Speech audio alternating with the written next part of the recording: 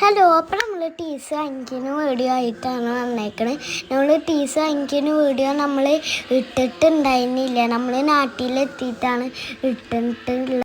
അപ്പോൾ നിങ്ങൾ കണ്ടിട്ടുണ്ടായിരുന്നു സ്കൂള് കുറേ വീഡിയോസിലൊക്കെ. അപ്പോൾ നമ്മൾ എൻ്റെ ക്ലാസ് ടീച്ചറിനെയാണ് ഫസ്റ്റ് നമ്മൾ കണ്ടത്. അതായിരുന്നു മെയിൻ എനിക്ക് കാണാമെന്ന് വിചാരിച്ചിരിക്കുന്നുണ്ടായിരുന്നെ.